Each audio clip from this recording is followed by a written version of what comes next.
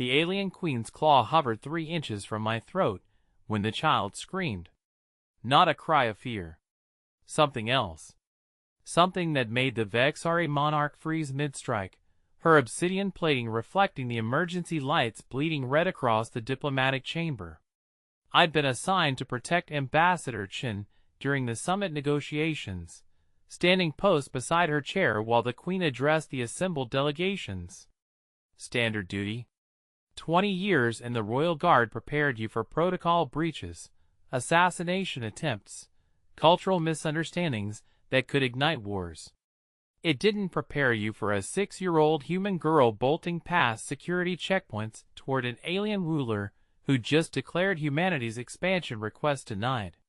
The scream came again. The child, Ambassador Chen's daughter Maya, who should have been in the residential wing, stood in the entrance, her small frame trembling. But she wasn't looking at her mother. She was staring at the Queen with eyes that held something I'd seen only twice before in combat: recognition of imminent death, and absolute refusal to accept it. "She's dying," Maya said, her voice carrying across the sudden silence. "Can't anyone else see she's dying?" The Queen's secondary arms, the smaller pair used for delicate political gestures, contracted against her thorax. Around us, the 17 species represented at the summit shifted in their seats. The Korvathi delegation hissed warnings through their translator units. 2 Minder officials began backing toward exits. Ambassador Chen rose slowly, her face pale, hand extending toward her daughter in a gesture both protective and desperate. "Maya, come here." Chen's voice held the careful control of someone balancing on a diplomatic razor's edge. "Come to mother. Now!" The child didn't move. She took a step forward instead, toward the Queen, whose claw remained extended toward me. I could see the venom sacs pulsing in the Queen's forelimb, the biological weapon that had ended 17 assassination attempts against her reign. 1 scratch would liquefy human tissue in 40 seconds. It was why Vexari monarchs never wore restraints, never accepted security protocols that limited their natural defenses. It was also why my hand had moved to my pulse weapon the moment she lunged. "Ambassador." I kept my voice level steady. "Control your child." But Chen wasn't moving. She stood frozen, caught between maternal instinct and political reality. If she rushed the dais, violated the sacred space around the Queen, it would confirm every suspicion the Vexari held about human disrespect for hierarchy. If she didn't, her daughter would reach an alien monarch whose species processed fear through attack responses. Maya took another step. The Queen's head tilted, a motion I had learned to read during 3 months of preparation for this summit. Confusion.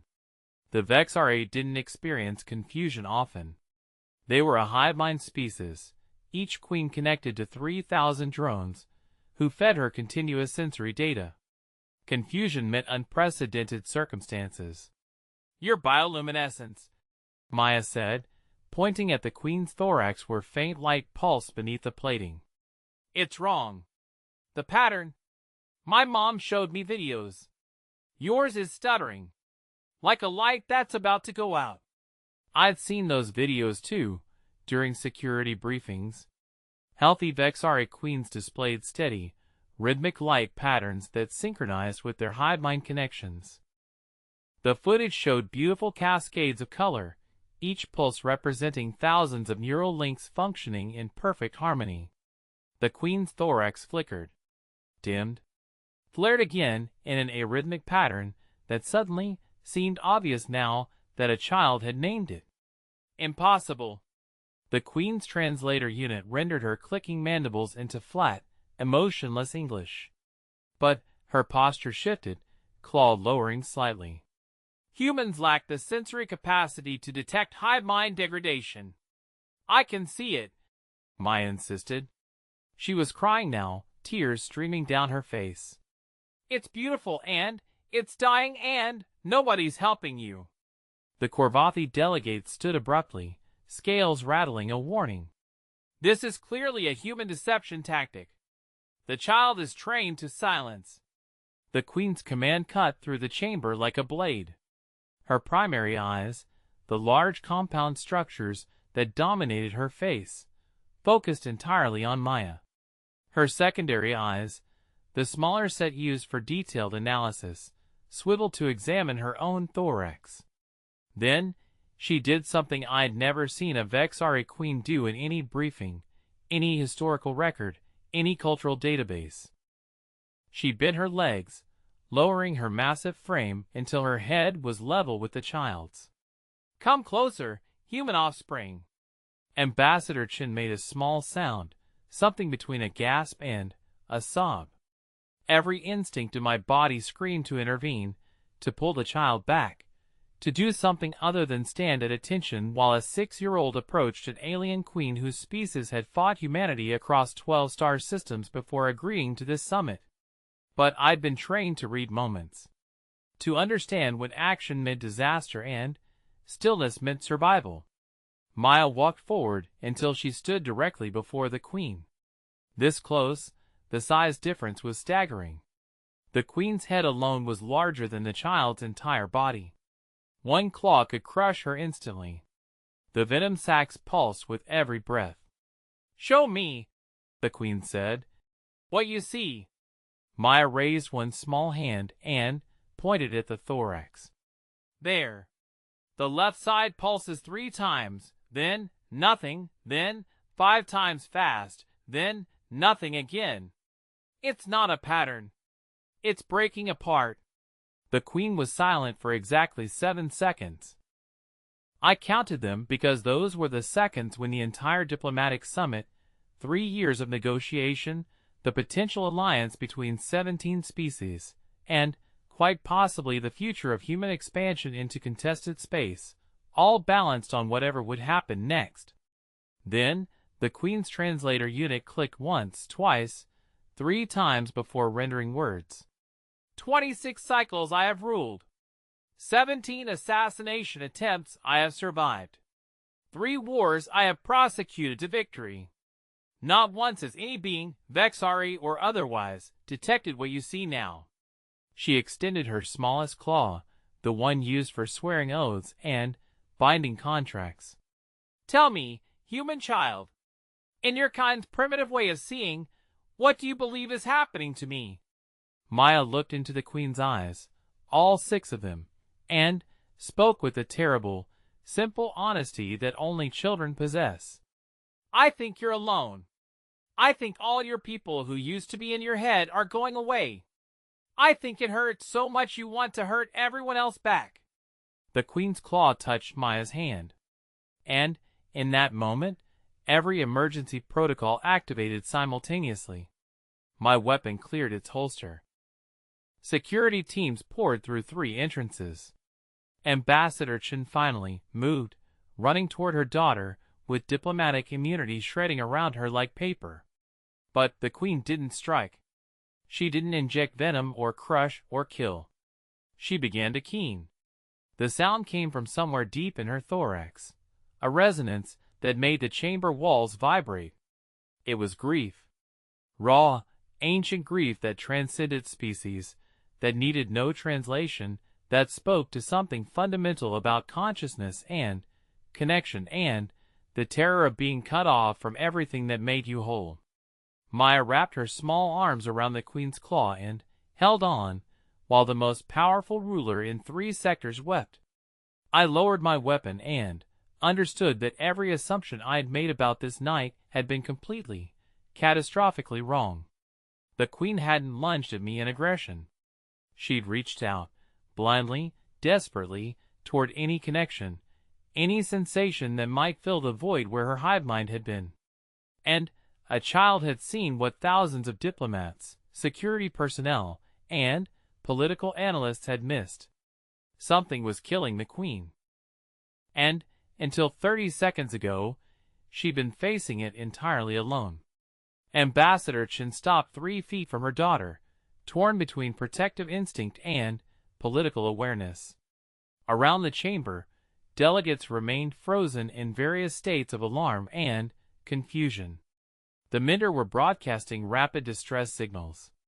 The Korvathi had weapons drawn, unsure whether to perceive this as attack or supplication. I stepped forward, placing myself between the weapons and the child, and made the decision that would define everything that followed. "Stand down. All security forces stand down." My second-in-command, Lieutenant Torres, appeared at my shoulder. "Sir, protocol requires. Protocol doesn't cover this." I kept my eyes on the Queen, watching her chest plates rise and fall in patterns that seemed increasingly erratic. "Give me a medical team. Xenobiology specialists. And someone find out why nobody noticed the Queen of the Vexari was experiencing catastrophic neural degradation." Torres hesitated only a moment before moving to comply. Years of training with me had taught her when to question orders and when to trust that I saw something she didn't. The Queen's keening had softened to something more controlled, though no less anguished. She hadn't released Maya's hand.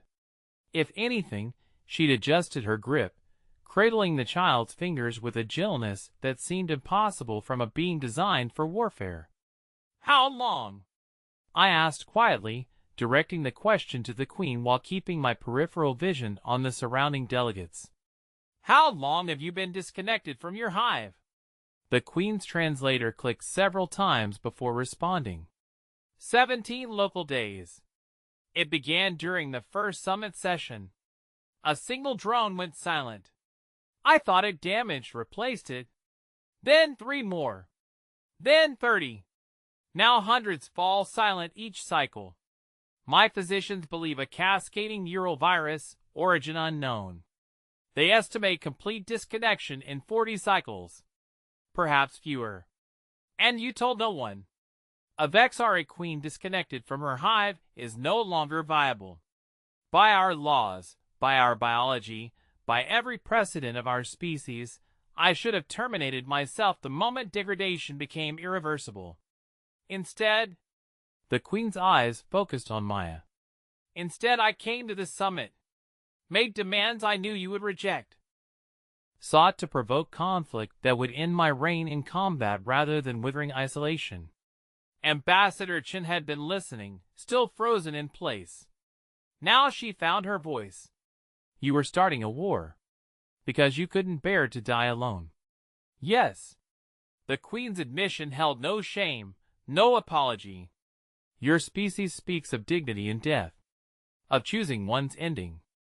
Is this not dignified? To fall in battle rather than in silence? No, Maya said, still holding the Queen's claw. That's running away. The chamber held its breath.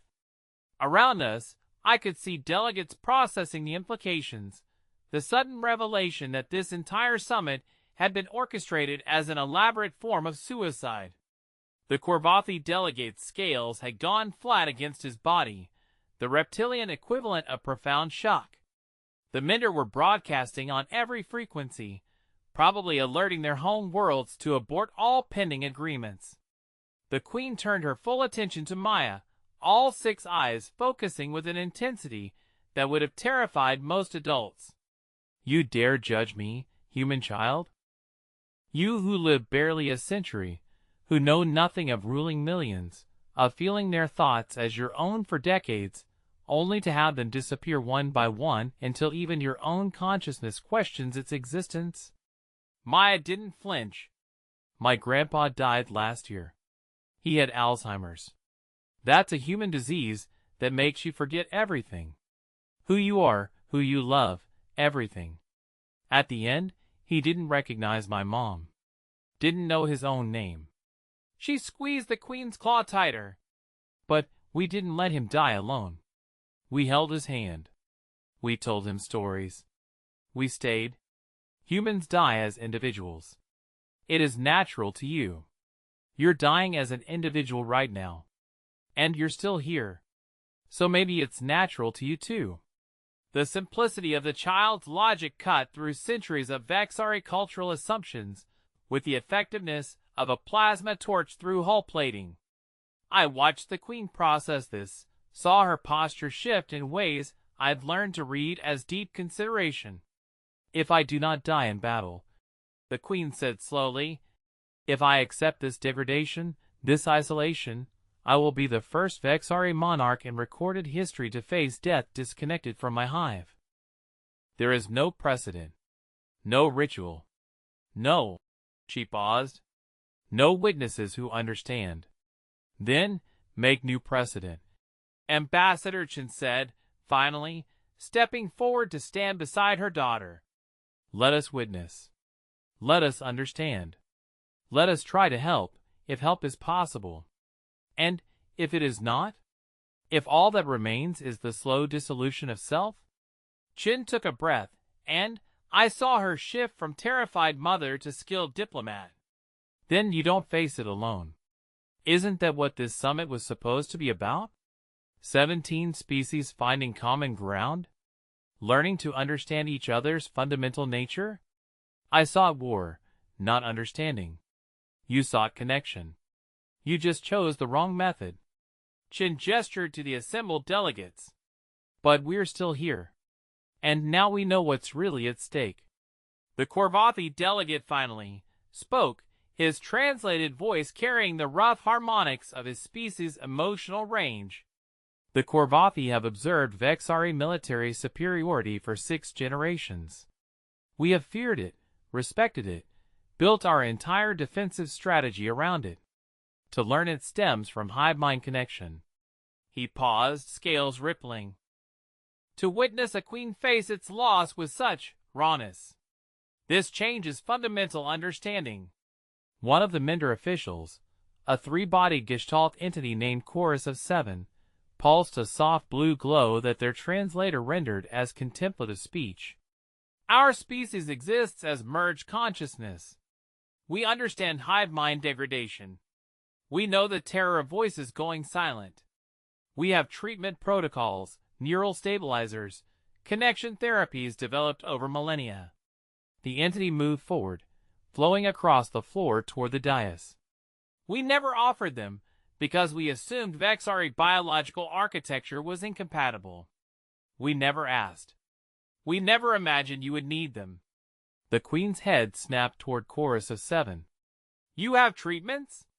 For cascade disconnection? We have interventions. Not cures, perhaps, but methods to slow degradation, to stabilize remaining connections, to ease the transition toward individual consciousness if necessary. The Minder's glow intensified. Your Majesty, if you had spoken 17 days ago, I could not. To admit weakness is to invite challenge. To show vulnerability as queen is to destabilize the entire hive hierarchy. Then, change the hierarchy, Maya said, still holding the queen's claw. Make it okay to ask for help.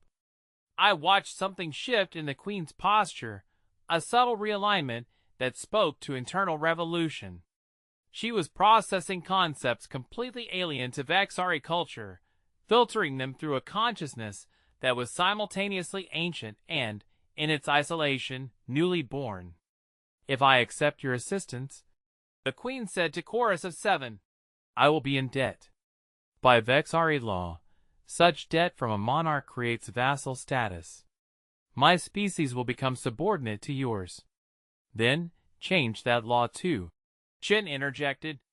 Make accepting help a strength, not a weakness. Make vulnerability a tool of leadership instead of its antithesis. You ask me to revolutionize thousands of years of cultural evolution. No, I said, speaking for the first time since ordering the stand down. We're asking you to survive long enough to make that choice consciously.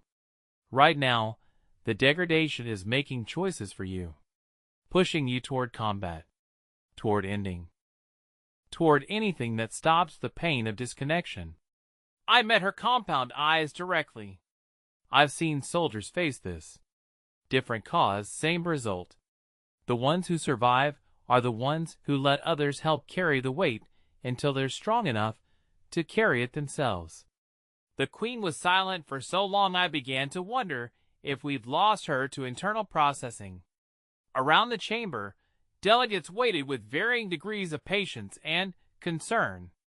Security teams stood ready but uncertain, weapons lowered but not holstered, aware that the next few moments would determine whether this summit ended in alliance or bloodshed. Finally, the Queen spoke. If I do this, if I accept treatment, accept help, accept witnessing my degradation as a spectacle before 17 species, who have previously known only my strength. She paused, and I saw her secondary arms flex in what I'd learned was the Vexari equivalent of desperate uncertainty. If I survive this with my sovereignty intact, everything changes. The balance of power, the nature of negotiations, the fundamental assumptions underlying this entire summit. Yes, Chen agreed. Everything changes. That's the point. And if I do not survive? If treatment merely prolongs suffering until final disconnection? Maya squeezed the Queen's claw one more time, then slowly released it. Then you'll know someone cared. You'll die knowing you weren't alone. Isn't that better than dying angry and making everyone else hurt too? The Queen looked down at the child for several long seconds. Then she straightened to her full height, towering over all of us, and addressed the assembly with the full authority of her position. I invoke emergency medical protocols under Summit Accord 7. I require immediate xenobiological assistance for catastrophic neural degradation. I acknowledge this vulnerability publicly and request all assembled species contribute their relevant expertise to treatment development. Her translator's clicks became sharper, more formal. Furthermore, I propose amendment to Vexari's sovereign law. Henceforth, seeking medical assistance will not constitute acknowledgement of weakness or basis for challenge. A monarch's first duty is to her hive. That duty requires surviving to serve, by whatever means necessary. The chamber erupted. Not in violence, but in sudden, chaotic activity. Chorus of 7 was already broadcasting medical data. 3 other species delegates were conferencing with their home worlds. The Korvathi delegation had surrounded the dais, scales arranged in protective formation, not threatening, but shielding. Ambassador Chen was crying, while simultaneously speaking rapid instructions into her comm unit. Maya had retreated to her mother's side, but kept her eyes on the Queen, witnessing every moment. I moved to coordinate security for what had suddenly become a medical emergency instead of a diplomatic crisis. Torres appeared at my side again, her expression carefully neutral. "Sir," she said quietly, "what the hell just happened?" A child saw what we all missed. A queen chose survival over pride. And 17 species are about to figure out if they can actually work together when something real is at stake. I watched medical teams begin pouring into the chamber. Xenobiologists of 6 different species already arguing about compatible treatment protocols. Also, I think we just witnessed the beginning of a cultural revolution. Maybe several of them. Is that good? Ask me in 40 cycles. If the Queen survives, if the treatment works, if the Vexari don't collapse into civil war when they learn their monarch showed weakness. I paused. Yeah. It might be very good. Or it might be the spark that ignites everything we were trying to prevent. Torres nodded slowly. What do you need me to do? Keep everyone alive while they figure it out. And keep that child safe. If this goes wrong, there will be factions who blame her for the Queen's decision. Understood.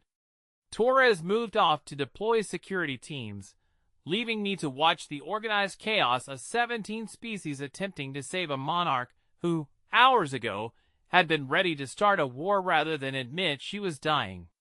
The Queen was being escorted to a medical facility, surrounded by specialists and guards. As she passed, she paused and turned her head toward where Maya stood with her mother. "Human child," the Queen said. "What is your name?" "Maya Chen." "Maya Chen. If I survive this, you will be recognized as first witness to the new precedent. Your name will be recorded in Vexari history as the one who saw what others could not, who spoke truth when silence would have meant death. The queen's posture shifted into what I recognized as a formal bow, something monarchs almost never performed. I am in your debt. Should you ever require aid from the Vexari, invoke this moment and it will be granted. Then she was gone, surrounded by medical personnel and moving toward whatever came next. Chin hugged her daughter tightly, relief and terror still warring on her face. Maya, sweetheart, you can never, ever do anything like that again. Do you understand? You could have been killed. You could have started a war. But I didn't, Maya said simply. I helped. And she had. A 6-year-old human child had seen past centuries of cultural assumptions, past military posturing, past every diplomatic calculation, and recognized something fundamental. A person in pain, reaching out in the only way they knew how, desperate for connection even as they claimed to seek destruction.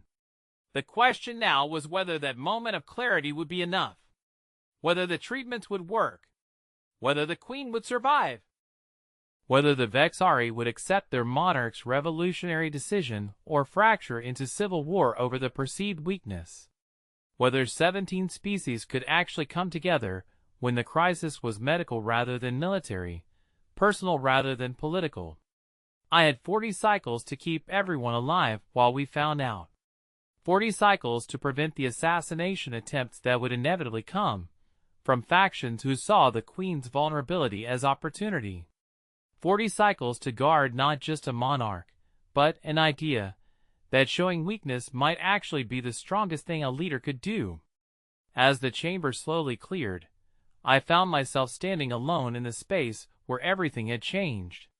The emergency lights had shifted from red to amber, indicating crisis protocols downgrading from combat ready to medical emergency.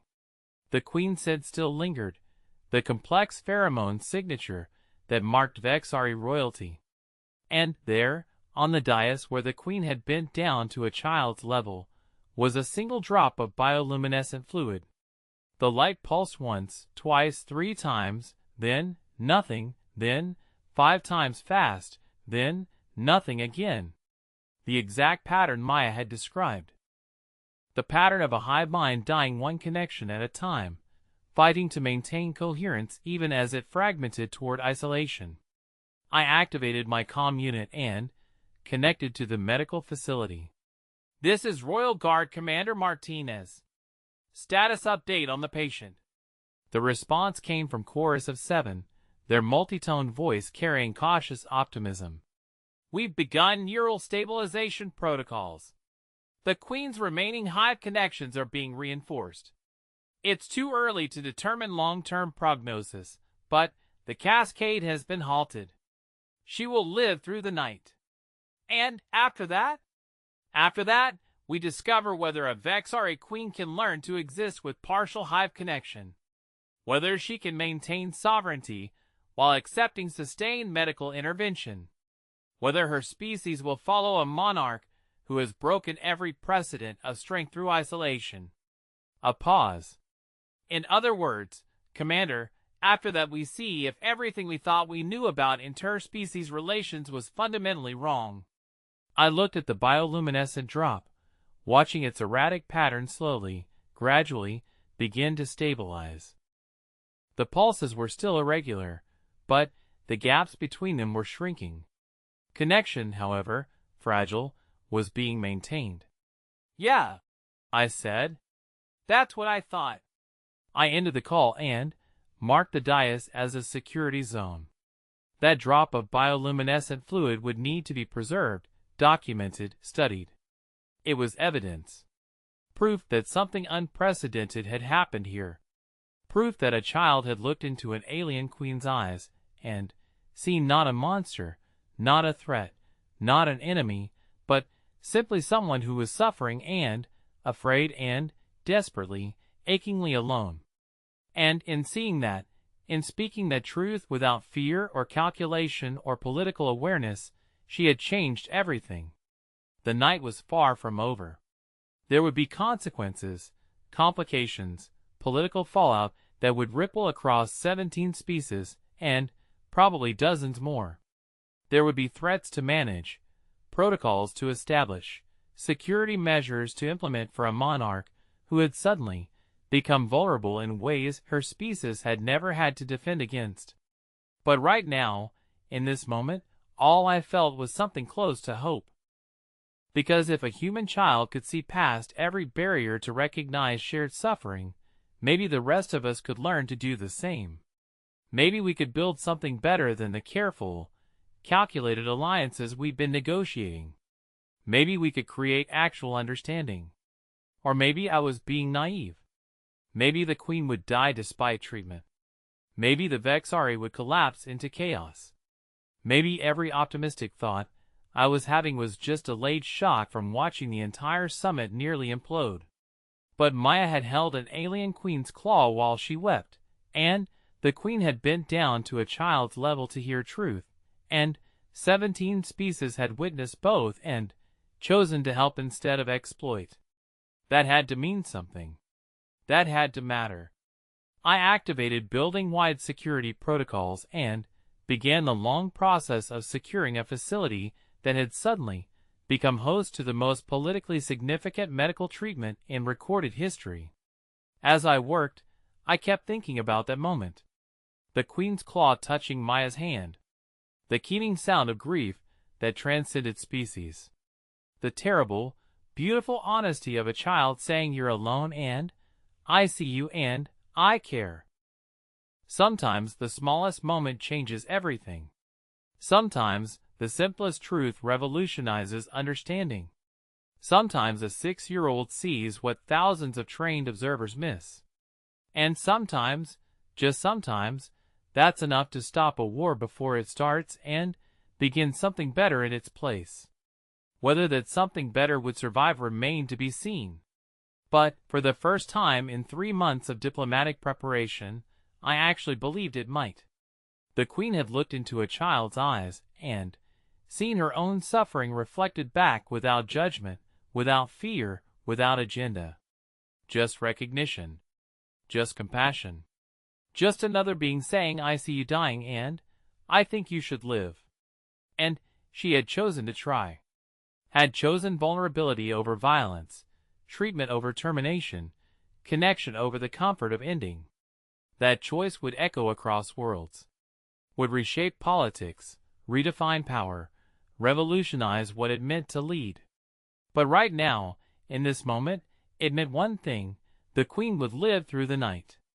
Tomorrow would bring its own challenges, its own crises, its own moments where everything balanced on a single decision.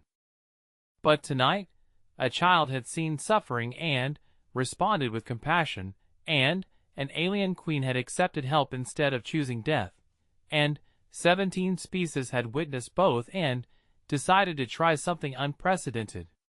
Tonight, that was enough. I marked my security sweep complete and prepared for the long watch ahead. 40 cycles to keep everyone alive. 40 cycles to protect not just a monarch, but the radical possibility that showing weakness might be the strongest thing any of us could do. I'd faced worse odds. Sometimes you worked with what you had. Sometimes what you had was hope, medical intervention, and the memory of a child holding an alien's claw while the world changed around them. Sometimes, against all probability, that was enough to make everything different.